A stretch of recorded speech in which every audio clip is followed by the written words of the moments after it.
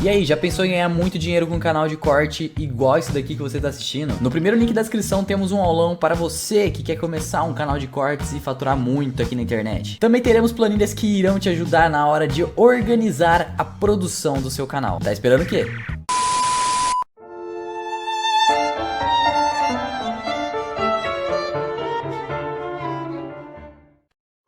E aí galera, beleza? Como é que vocês estão? Meus amigos, faltam 3 dias para as eleições. O dia de ontem foi agitadíssimo e o dia de hoje promete demais porque teremos o então debate da Rede Globo. Lula versus Bolsonaro. E antes de falar sobre isso, na verdade tem uma análise que eu quero trazer aqui para vocês. Fiquem pensando em algumas coisas aí nas últimas horas que eu acho que ainda não foram levantadas pela imprensa e também nessas análises que estão fazendo aí sobre eleições. Eu acho que tem pelo menos aí 2 coisas que são um a mais para Bolsonaro, que eu acho que dá um pouco mais de esperança, inclusive de ganhar no primeiro turno. E tem um ponto que envolve instituto de pesquisas, que pelo menos eu não tinha visto sair na imprensa e não tinha passado pela minha cabeça e eu quero compartilhar com vocês. A gente vai falar sobre isso no último tema, temos ali Lula versus Bolsonaro, muita coisa pra gente comentar sobre isso daí, mas quero começar falando do Molusco, algumas coisas que saíram aí na imprensa, nas redes, nas últimas horas, algumas notícias muito preocupantes, como a primeira que a gente já vai comentar, que envolve o que está acontecendo na Nicarágua. O Estadão ontem também soltou um editorial sobre o Lula, que eu acho que também, né, é bem questionável o que esperar de um possível governo Lula, até pontuam coisas ligadas ao agronegócio. Depois quero falar com vocês ali sobre, está vendo ali várias pessoas, uma espécie de reunião, são os observadores internacionais que estarão vindo aqui ao Brasil para ver como é que vai ser o processo. A turma do Lula já se reuniu com eles, tem algumas coisinhas extras que eu quero falar com vocês e até trazer umas notícias boas sobre questões ligadas à economia brasileira versus esses observadores internacionais e a preocupação do mundo perante o Brasil. Depois temos ali Lula se encontrando com os empresários. Ainda quero falar um pouco mais sobre esse evento. Isso é uma matéria da Globo interessante, também cobrando o Lula aí de apresentar um plano, né, o que ele pretende fazer, umas besteirinhas a mais.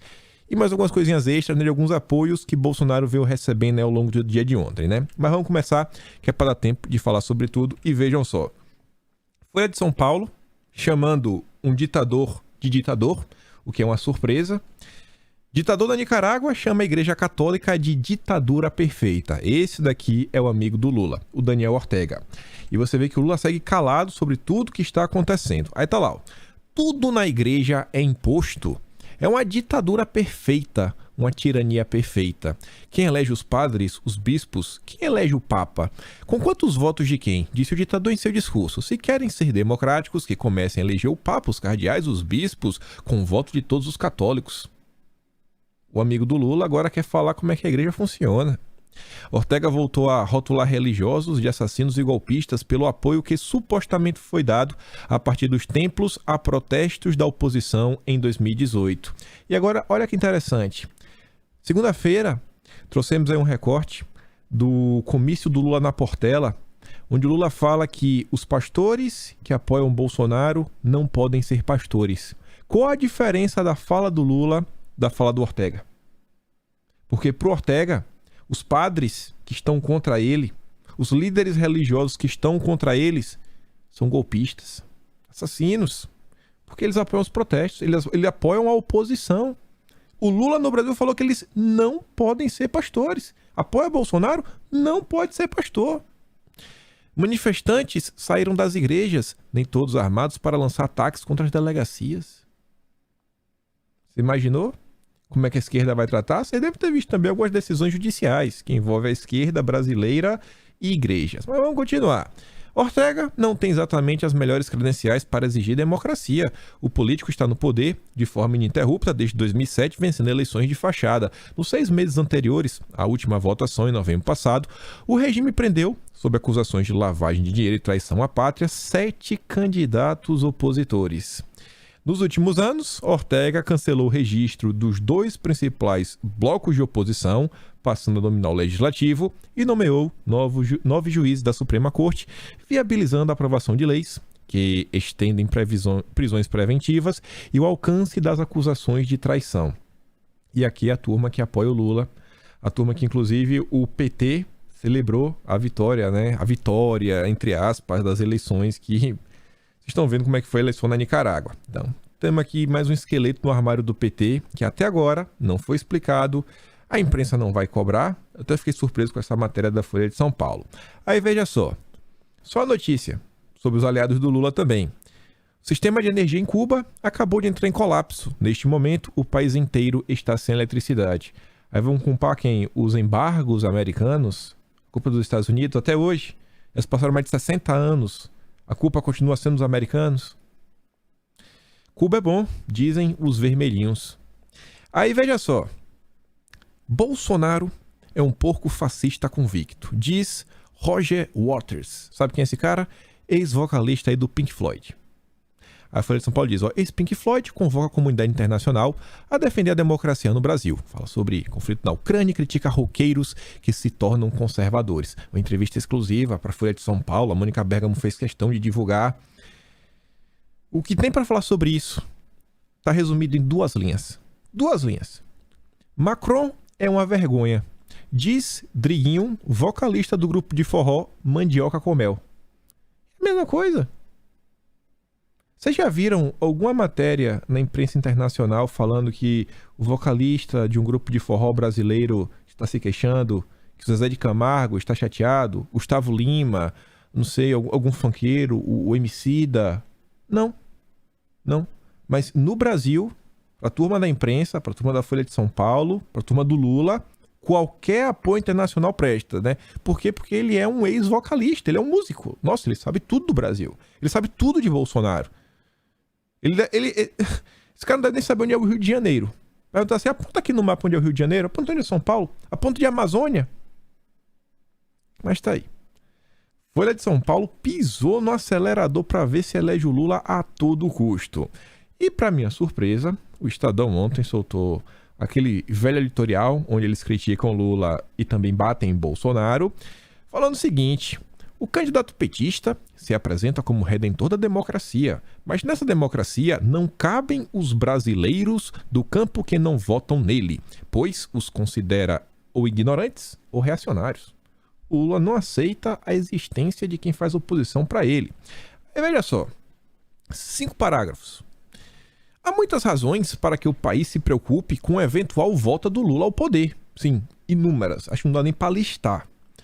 E uma das principais é a demonização do agronegócio e dos homens e mulheres que vivem no interior. Tidos e havidos pelos arrogantes petistas das grandes cidades como atrasados, o demiurgo de Garanhuns se apresenta como redentor da democracia. Mas nessa democracia não cabe os brasileiros do campo que não votam nele, pois os considera ou ignorantes ou reacionários.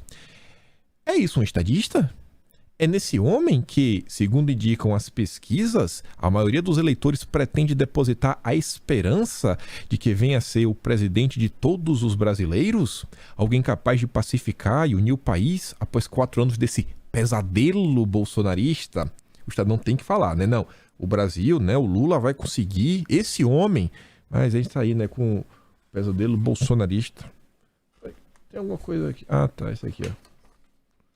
É um pacote de manga desidratado. Tá vendo? O que é isso aqui na tela? Custa acreditar que alguém como Lula, a essa altura, ainda tenha uma visão tão obtusa sobre o povo do interior de São Paulo? Aí diz, mas não foi a primeira vez nessa campanha que Lula agrediu gratuitamente os brasileiros do interior. Em recente entrevista ao Jornal Nacional, da Globo, o petista referiu-se a um setor do agronegócio como fascista e direitista. De certo, só não fazem parte desse setor aqueles que aceitam Lula como seu salvador. Aí veja, os brasileiros com boa memória haverão de lembrar qual é o modelo ideal do homem do campo para Lula. Ele até deixou claro na ida ao Jornal Nacional, a turma do MST. E para minha surpresa, o Estadão diz, de certo não é o capial paulista que trabalha e produz neofascista e direitista que engorda o PIB do país. É aquele militante do movimento dos trabalhadores sem terra, grupo de arruaceiros que transformaram a invasão de terras produtivas e a destruição de patrimônio de produtores agrícolas em arma política para promover uma reforma agrária popular, como consta seu manifesto, que defende, ademais, o controle de empresas estratégicas e uma auditoria da dívida externa. Esse militante aguerrido, graduado nos cursos de formação política que o MST oferece, parte para a briga a um sinal de comando, se necessário for, para fazer valer as vontades do chefão petista. Foi nisso que apostou Lula quando invocou o notório exército de Stedley, em referência ao líder do MST para defender o governo da Dilma e intimidar manifestantes a favor do impeachment. Eu quero paz e democracia, mas, se eles querem, nós também sabemos brigar, sobretudo quando Stedley coloca o exército dele ao nosso lado. Quem disse isso foi o Lula, durante um ato no Rio de Janeiro em 2015. Isso não faz muito tempo. É esse cara que a imprensa está tentando eleger. Não adianta fazer um editorialzinho a 3 dias das eleições tentando alertar o país. O Estadão trabalhou os últimos 4 anos para tentar desestabilizar o governo Bolsonaro. Quando começaram as perseguições lá atrás, quem colocou um grande alvo na costa da direita foi um jornalista. O primeiro nome começa com a letra J, o segundo nome começa com a letra F. Defendeu Luciano Ayan quando Ayan foi preso, destacando o trabalho sensacional que Ayan fez. A turma do Estadão ajudou na confusão. Aí veja, pegando já o link aí nessa questão do agronegócio,